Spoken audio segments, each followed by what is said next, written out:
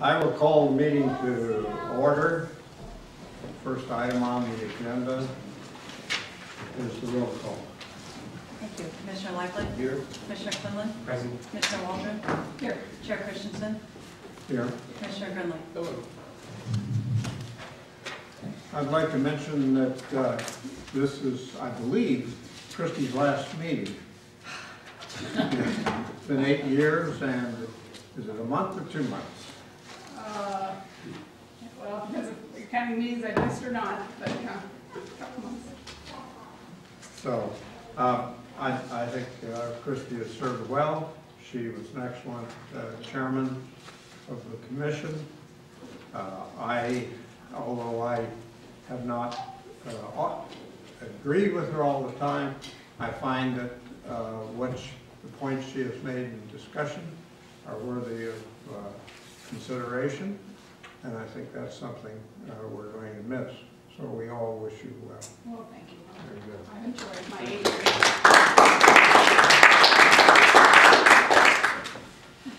Okay, may we have approval of the minutes? I have some non-substantial changes that I'll circulate after the. I so move. Second. I'll move this. Second. All those in favor? I'll abstain, I was right here. I wasn't present. We approve the minutes for 01. Public comments. This is the time for comments by members of the public, and the subject is cannot be what is already on the agenda, and is limited to 3 minutes apiece. Do we have anybody that wishes to make a public comment? If not, we'll move on then to commissioners' reports. None by me? None by me. Only the bizarre world of fact-free zone of Sacramento and the high-speed rail gets even more bizarre. It's hard to say where that project is as of 6:06 tonight, because the governor is passing a balanced budget, but you should not ask why last year's balanced budget was only $16 billion off. And the trailer bills, which get passed after your balanced budget gets passed, will probably include a commitment of $2.7 billion to build the No Train to Nowhere in the Central Valley. The odds are still on they'll do that. So, thank you. Are they going to go ahead, do you think, that without federal funds? No, they have federal funds. They have $3.3 billion in federal funds, which the state has offered to match with 2.7 of your money. Well, the federal money is your money too, anyway. And that is to build approximately 110 of the 130 miles between Merced and Bakersfield, but that doesn't carry any electrical power or any rolling stock. So Democrat Congressman Dennis Cardoso labeled it in December of 2010, he labeled that the Train to Nowhere. Since it doesn't have any rolling stock or electrification, we label it the No Train to Nowhere. It makes you sick, basically. Sorry, you get that? Thank you. Sick. Thank you for your effort. Next is staff report. I don't have any updates. Okay, we'll go on then to new business. Our first item on the new business agenda is the Little League field improvements at Holbrook Farm. As you recall, the City Council asked the Planning Commission to review the proposed improvements by Little League at Holbrook Palmer Park. I've included their submitted plans that they've presented. They also have them on boards, and we'd like to walk through those for you this evening. We also have prepared for you in the packet information on how the improvements should be considered against the general plan, as well as the Holbrook-Palmer Park master plan. But as you also know, the City Council has requested that Holbrook-Palmer Park master plan be updated, and that has been included in the capital improvement program budget for this upcoming fiscal year. I think at this time, maybe I'll just turn it over to Little League to review the proposed improvements, and then following that presentation, if you'd like to come back, we can talk about kind of process, how you'd like to move forward. I do want to note that we did mail out a notice to all residents in the town. We also sent the staff report and the agenda to the Park and Rec Commission, as well as all field users, lacrosse, AYSF. Excuse me, did you say you mailed a notice to all residents? Correct. When was that mailing done? It was mailed about a month ago, and I believe there was another item in the mailing from the city clerk's office. I don't recall what that, there was two items in the mailing. Later on. Did I received a few phone calls from people that received their mail.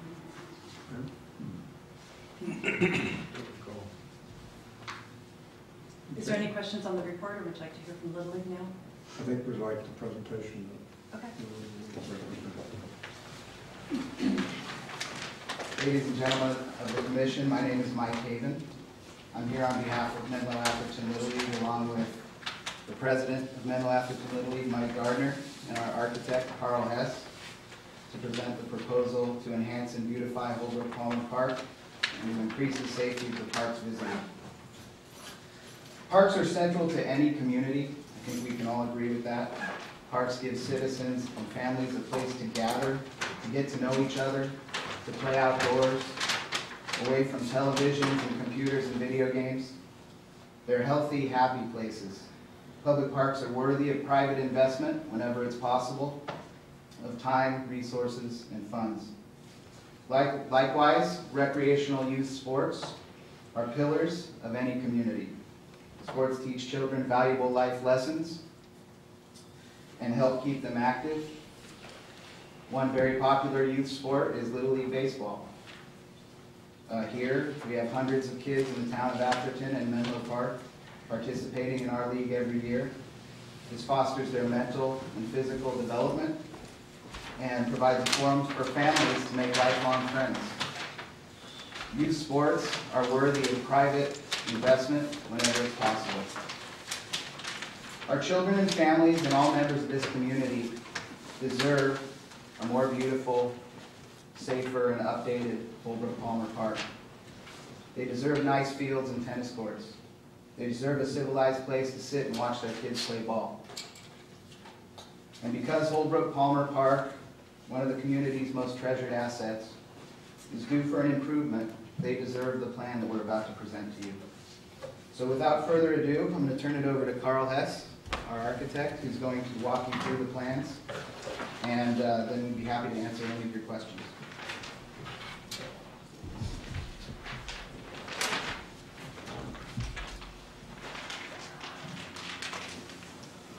Good evening. My name is Carl Hess from Square Tree Design Studios, and I'm an architect here locally and have kids, or my oldest kid plays in the Menlo Atherton Little League, and Mike had asked me about a year ago if I'd be willing to help them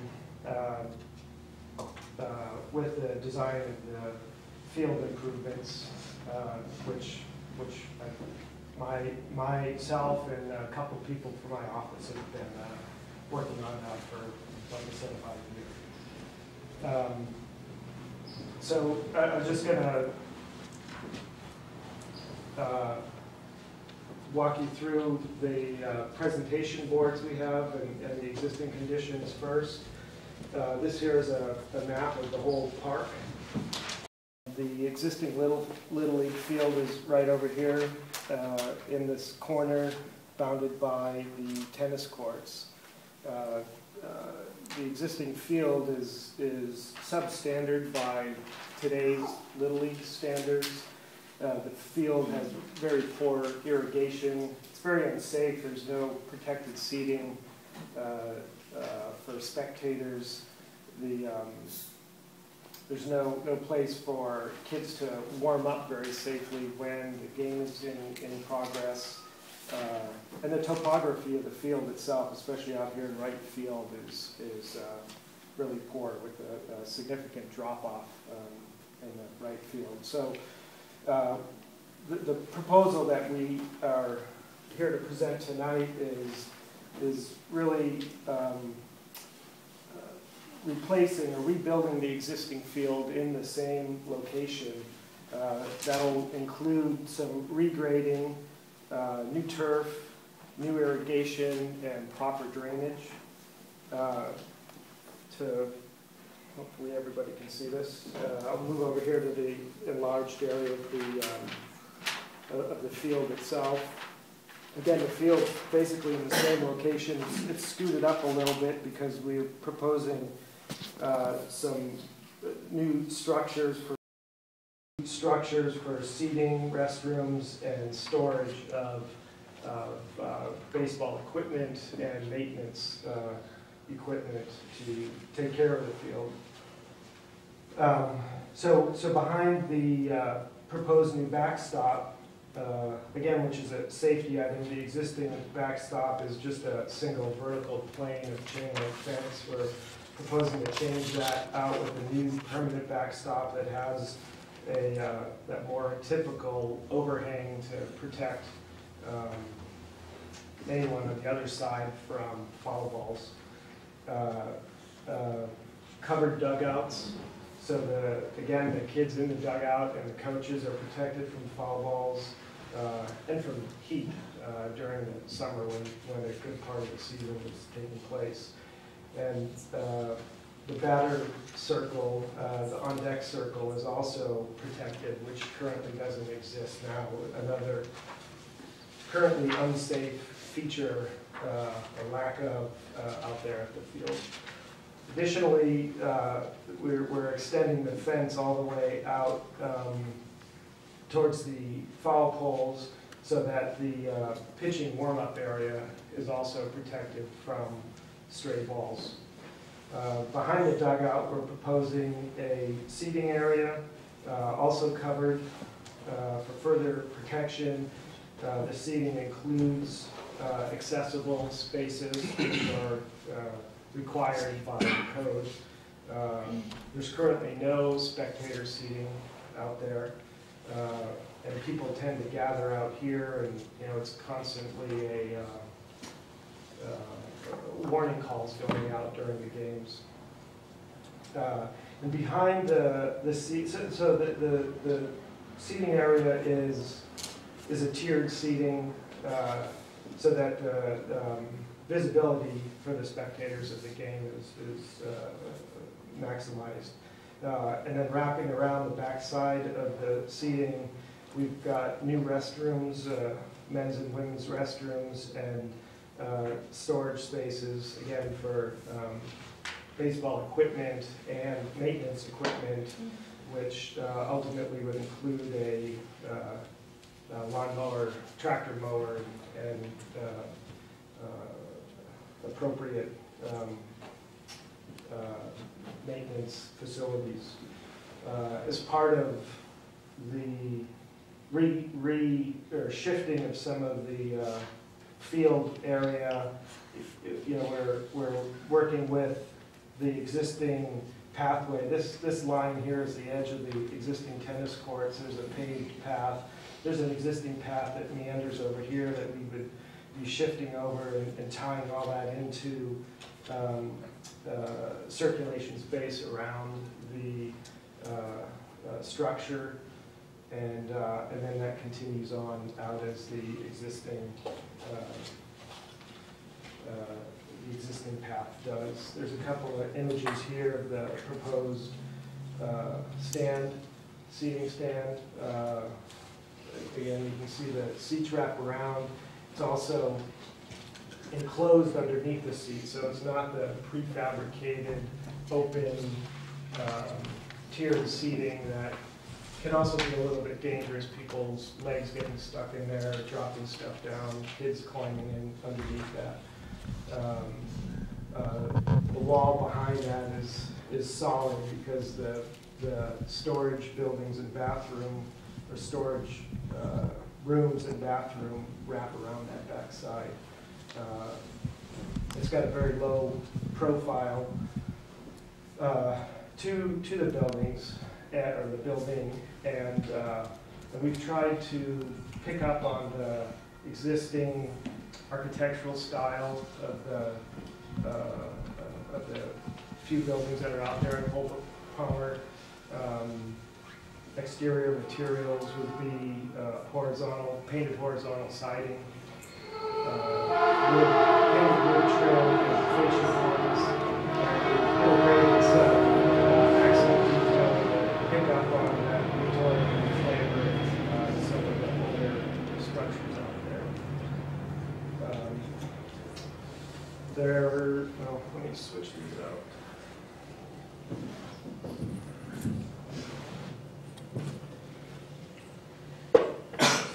There's a couple other views.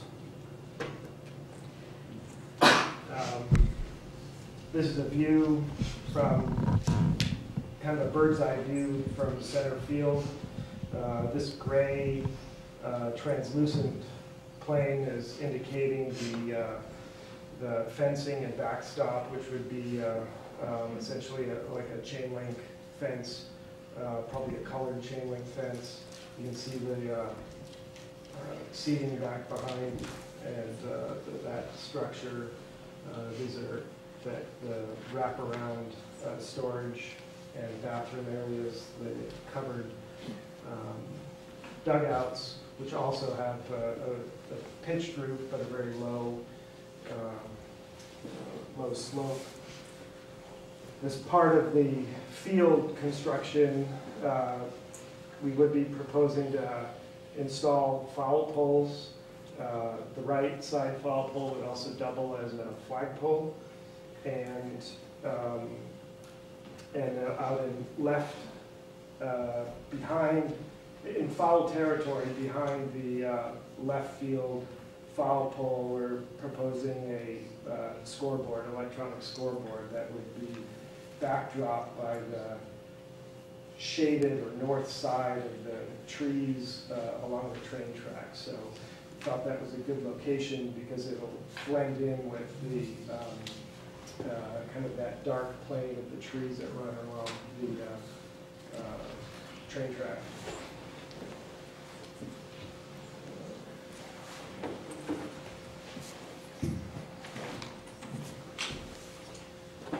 Two last boards to show you. These are a little more detailed of the structure. This is a view of the seating area without the backstop in front of it. It's very simple, but we feel complementary to the existing architecture. This is the back side. Again, there's restrooms that are screened for privacy, water fountains, and then various storage. There's a fair amount of baggage that comes along with baseball. And there's been discussion of even allowing some of the other sports, team sports that play out there to be able to use some of that storage space. And these are a couple other views of that main area, the backstop, the seating, covered dugout.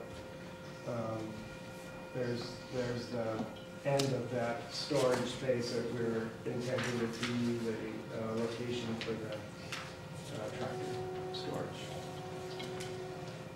Just check my notes here.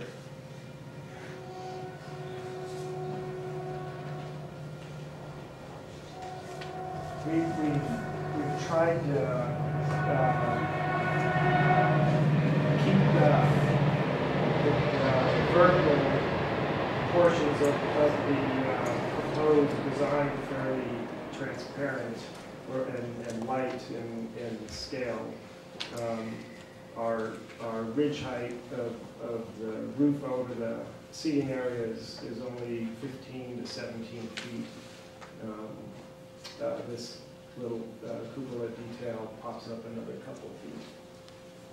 And of course, the dugouts are probably 8.5 feet to the top of the roof.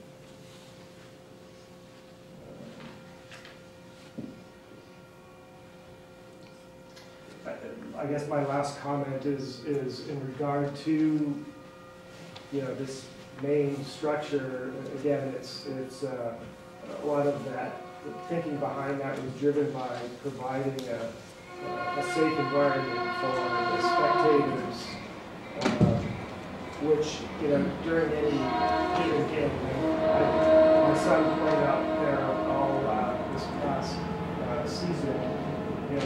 There's probably 100 people between the two teams, and the parents that come out with their kids, and ideally there's adequate space for them to safely sit and watch the game.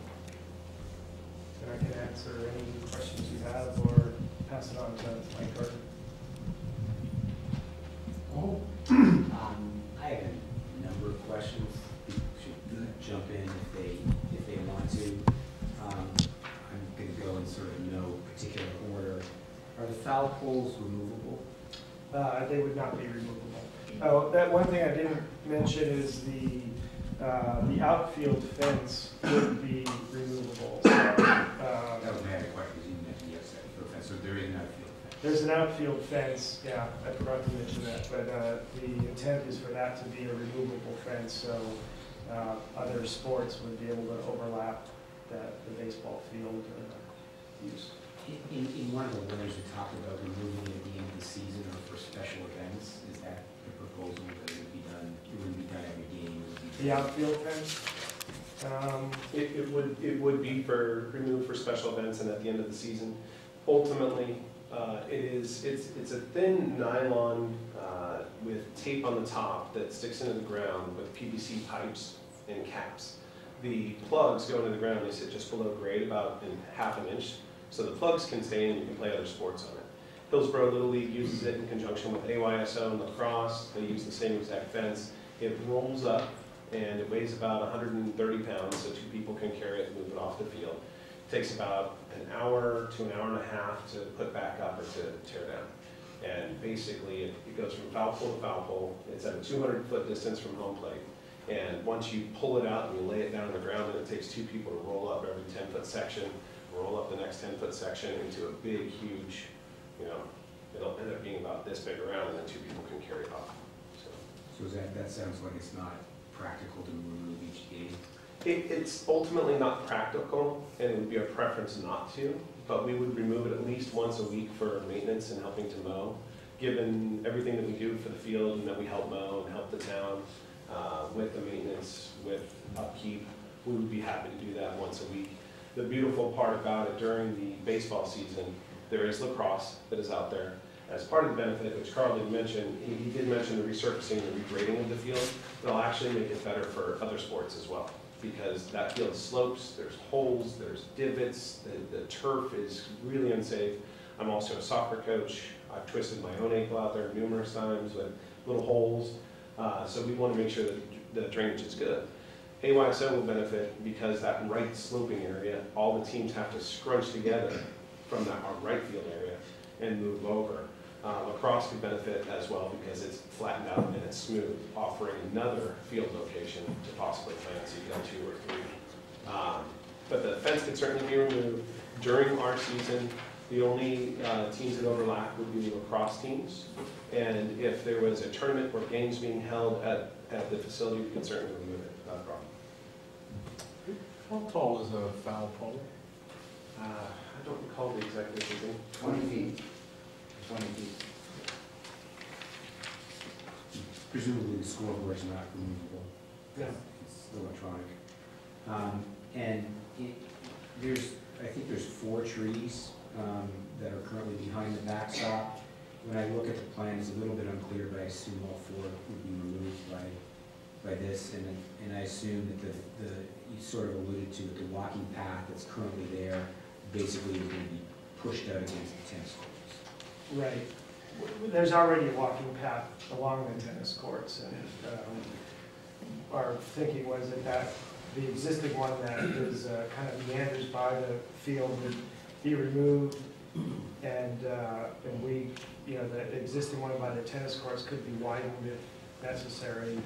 I think that was sort of. So there's about 8 to 10 feet of the park space, which I'm sure you're familiar with, Paul, that ultimately gets littered and junky, and we figured the best thing for us and for most of the residents would be to make that a wider path and bring the two paths together right there. So it's actually a wider, safer path as well.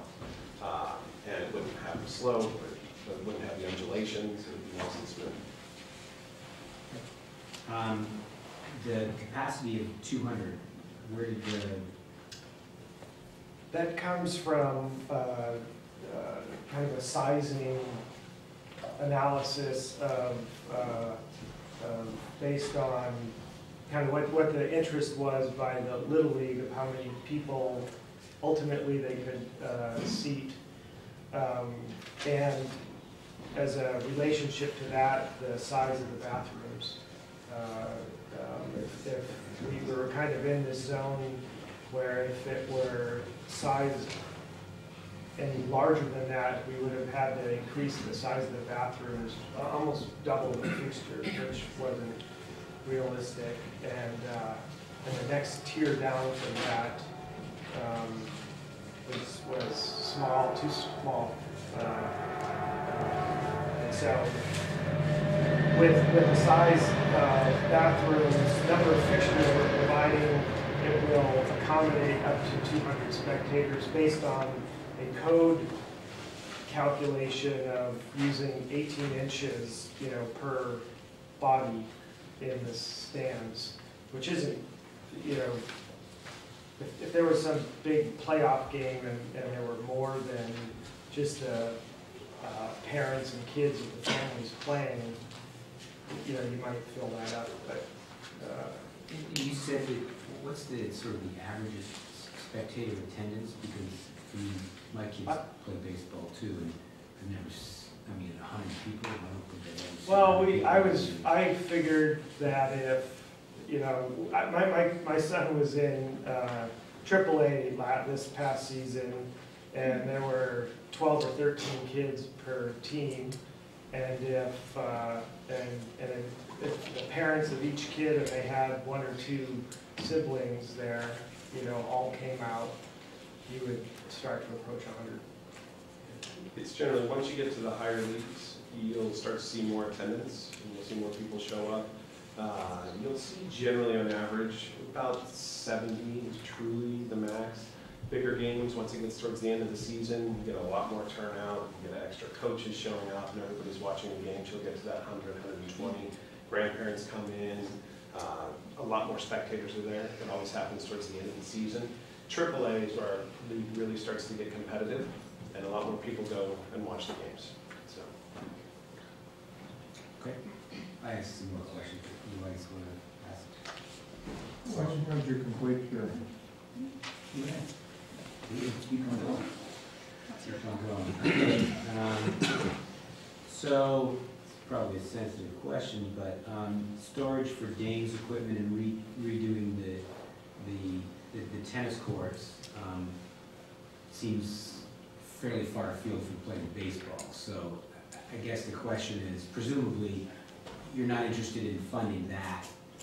It's sort of a quid pro quo for the baseball as opposed to you actually want to do all of these things. Is that correct? Yeah. If you were, for example, if you were told you couldn't redo the tennis courts, presumably you wouldn't. We wouldn't insist. It would be our preference to do it. Our main goal with this whole project is park beautification and safety. There are a lot more people who are coming to games now than in 2000. We have a lot more grandparents around here, a lot more young families in Atherton. You have more siblings. There's a lot more activity going on in the park, and we want to do whatever we can to be good stewards of the park. Okay. And the bathrooms, obviously there's bathrooms in the park already. They're not right beside the baseball field, but they are there. And I guess one question is, where would you pull the plumbing from for those? I know obviously these are just conceptual, you haven't figured it out. but Yeah. That's in a corner where either you're gonna have to go into Felton Gables, or you're gonna have to pull it across the park, Yeah, it would or you're either gonna have be to pull it from from the road. Watkins, it'd either have to come from out in the street, or from over by the existing bathrooms and buildings over there. That hasn't been completely worked out yet. And we're fully prepared and understand that that will be one of the biggest cost centers of the entire project. But again, the restrooms, it doesn't just benefit Little League, it benefits the tennis courts, it benefits the other park users who are walking and who need a restroom. Every time we have a baseball game and I'm there, I always see residents walking, enjoying, stopping, watching the game. To have a nice restroom there in case it's needed, without having to walk the other, quarter of a mile to the other one, it's a big benefit, in my opinion. Plus for the other youth sports as well. That's a very functional one as well. I mean, the present ones are not working very well currently. The statement in the letter, which I guess is sort of a double-edged sword, which is, there's a statement here that there will be no increase in the number of people at the baseball games as a result of the improvements. Yeah, we do not expect that there will be any increase in viewers or people showing up. There's no increase in games. There's nothing else that's going to change. This is simply a beautification. What we're trying to do is offer a safer, better place for people to sit and enjoy the game. Right. So the flip side of that, though, is if you don't provide any seating, there's going to be no fewer spectators. So that's why I say it's a double-edged sword. That it's sort of like if your position is it won't increase, then it means if there aren't any, it won't decrease. Sure, that's one way to argue it. I think that, there may be a slightly higher increase in spectators, 5% maybe, because I think what you'll see is more families coming out with the grandparents coming to attend. There is one kid in our league, his father is in a wheelchair, he loves to come out, but it's so challenging for him to get out there and watch a game at Holbrook Palmer Park. Similar to Willow Oaks Park. He has a challenge getting to Willow Oaks Park because it's only grass getting out there. Even with the path there, it's difficult. And where does he, get a chance to go sit? There are other grandparents that struggle to get out there that have walkers. I had a kid on my team this year, and his grandparents loved to come to the games, but they would generally go to the games at Willow Oaks Park because it was a little easier for them to get to. Okay. Good for me now. To my notes. Elementary question, counting, when does the season begin? How many? Our season starts generally on the first weekend in March, and it ended this year on June 2nd. And that counts your practices prior to play? Practices start right around February 12th or 15th. Mid-February till mid-February till the end of April? Until the beginning of June. To the end, so it's 5 months, okay. It's really technically about 4 months if you want to take it all told. I found two more Yeah, go ahead. Go ahead. I found a couple more questions. Covered stands, I guess, I can see sun protection, but then I think I go to a lot of games at Stanford, and they don't have covered stands, because you bathe there. I understand that, but I think it's more of a preference than that's what everybody does. It's certainly a preference for those main two reasons you stated, sun protection and shade and just protection from falls. Right. Yeah. And just a clarification, I think I know the answer to this. Because there's a mound there, presumably it's baseball only, it's not softball. Because I don't think they have a mound in softball. They do not have mounts in softball. Currently, no softball is played there.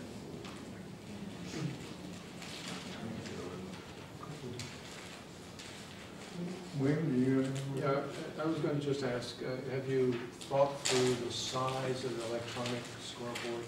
Yes, we want to keep it as small as possible. We don't want it to be, a sore thumb, probably about 6 feet wide and about 4 feet tall. And where would it be located? It's out right near the left. Show me on the plan. It would be right out here. Well, it's pretty visible, it's sticking out there.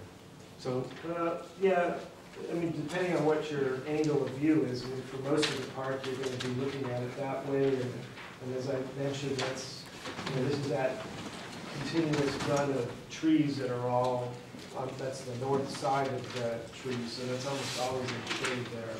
So it's kind of a dark backdrop behind, in front of the dark how would the viewers see it if it's there?